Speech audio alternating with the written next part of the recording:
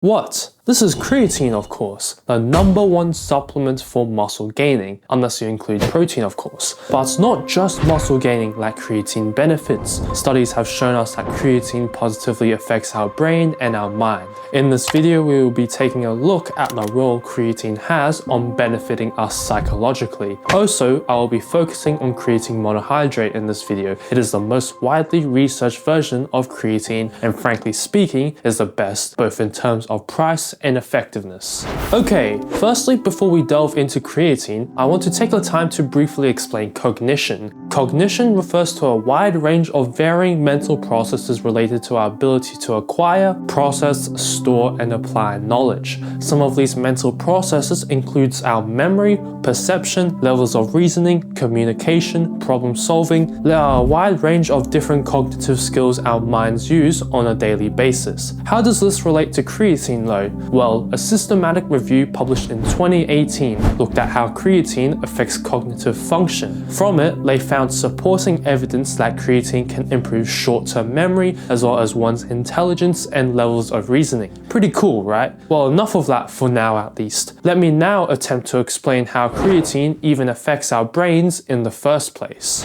So, basically, creatine is a substance found within primarily our muscles, but also our brains. The consumption of red meats as well as seafoods allows individuals to get creatine into their system. However, this is at a lower rate than those who supplement it. The reason why creatine is so popular and that most people supplement it is that it improves muscle strength and exercise performance by providing energy to said muscles. However, you guys remember I was saying that creatine is also found in our brains, right? Well, not only are our muscles energy intensive, but so are our brains. This is a simplified explanation as to why creatine intake positively benefits our minds. So essentially, creatine acts as a mental energy booster. There have been research papers and studies that have found that creatine consumption increases brain creatine content. There was a study done in which healthy adult males were either supplemented with creatine or placebo, and it was found that there was almost a 10% increase in brain creatine content for those who took creatine.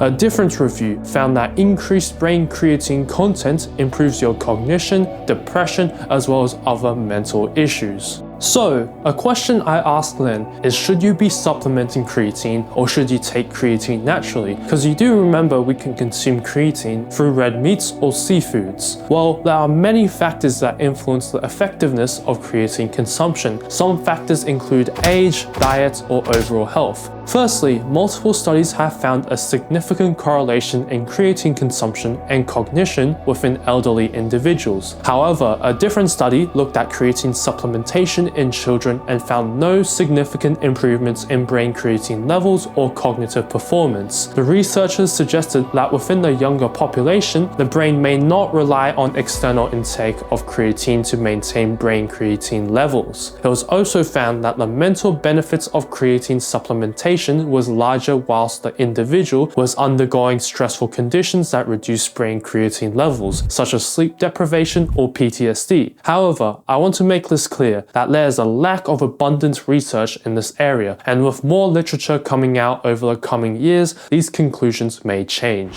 So what do I recommend? Well, if you're not on creatine, I'd say just try supplementing it. There are a lot of potential benefits outside of the brain in which creatine impacts, primarily our muscular gains. But some of you might be like, well, I would take creatine, but it causes hair loss. Well, let's take a look at this angle. Does creatine cause hair loss? The argument for this was that there was a study that found that creatine supplementation increased DHT, or dihydrotestosterone, which had some correlation to hair loss. However, this study has not been replicated over the past 14 years. As well, this particular study looked at South African rugby players. Why is this important? Well, intensive exercise, in this case rugby, causes a natural increase in and DHT, regardless of whether you are intaking creatine or not. Past the study, no other study has reported significant hair loss or baldness in humans when supplementing creatine. So, in general, the clinical literature would say no to this claim. Even if you start taking creatine and find that you are losing hair, you can simply just stop. That's why I recommend for you to just try it out. Anyways, if you're still sticking around this video, I salute your patience. Thank you for watching, and I'll see you next time.